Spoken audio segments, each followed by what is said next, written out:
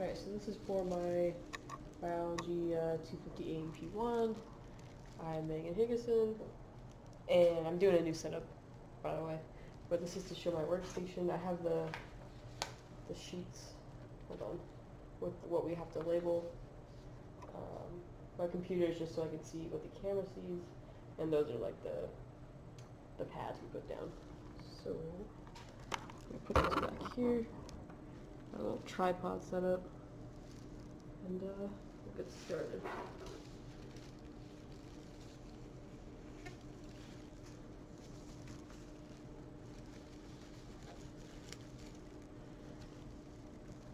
Alright, so the cerebrum, put my brain back together.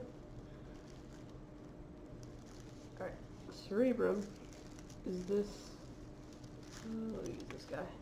It's kind of like this front, oh boy, this front half from the transversal fissure all the way up to the front. The sulcus are these black lines, they're the dips and grooves within the brain. And then between the dips and grooves we have the gyrus, which is all this, I guess, dark pink matter in between. The longitudinal cerebral fissure is, I've already cut into it actually, but it was this dip right here between the two hemispheres, the left and right hemisphere. The brainstem, so before we get to that, we have, take this half, we have a midbrain, which is made of three parts. Excuse me, so this is the brainstem is made of three parts, right? So the midbrain, which is up here, the midbrain goes into the pons, and then the pons goes into the medulla oblongata. And it's actually a little bit easier. Flip this over.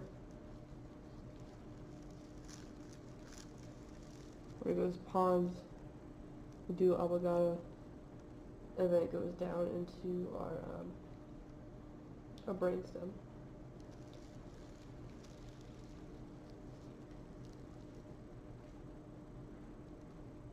For the cerebellum, again, I'll take this half. It's this lower half.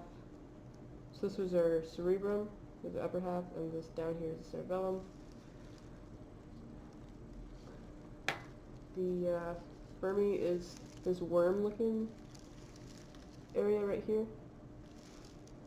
And then again, our two lateral hemispheres, which I've already cut into two. The meninges is the different layers that are on top of it. The hardest one is the dura mater, which would be like the most superficial layer over the brain, and then it goes the arachnoid underneath that with the pia mater underneath it. For our pituitary gland, it would be down here. I don't see one on my brain. For the cranial nerves, so with this, I have this sheet that has pieces inside of it, but I'll try my best to point those out. There's definitely some little ducts. Let me grab this.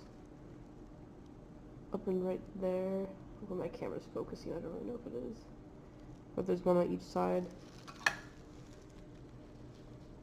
The olfactory bulb is these two big antenna looking guys up here. The optic nerve,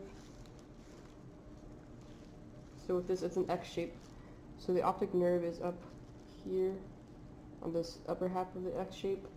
The optic chiasma is where the X would intersect, basically up in here. And then the optic tract is the lower end. Let's see if I can find it. Yeah, so you can't really see it on the actual brain, but it's the lower end of that X. This is the part that fell off. It would be this lower part of the X. You can see where it would kind of come across and connect up here. And then within this piece that fell off, we do have some nerves in here. So we have our oculomotor. Hopefully you can see. There's these little guys dangling off of it, right up in here. Then we have our trochlear invisible, the trigeminal nerve, which I want to say is up in here. Like, so there's definitely little nerves coming off of this that got ripped off. There's one right here, actually. And then there's these two ducts right here.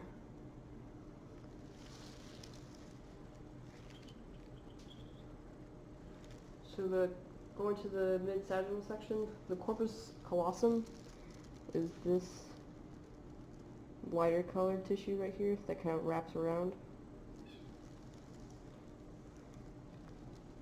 Our thalamus is right up in here. Hypothalamus is beneath that. The lateral ventricle is actually inside of our corpus callosum. Inside of that is our lateral ventricle. So it's actually, the ventricle is a space where fluids are traveling up along here.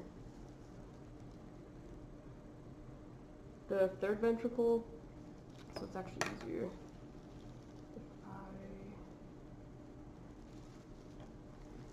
So down here is our fourth ventricle, which leads into our third ventricle. So again, it's just the passage of fluids in the brain. The cerebral aqueduct, it's actually easier if you kind of pull apart the cerebellum right up in here. Again, the fourth ventricle leads into the third ventricle.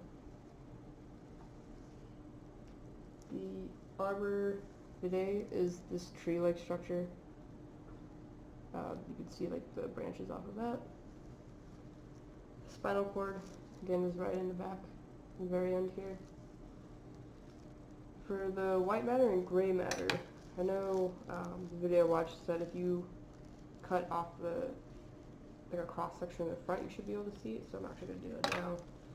Let's see if we can see the gray and white matter. Perfect. So, easy. The darker areas on the outside of the tissue is the gray matter. I mean, obviously very clearly there's a lot of white matter up in here.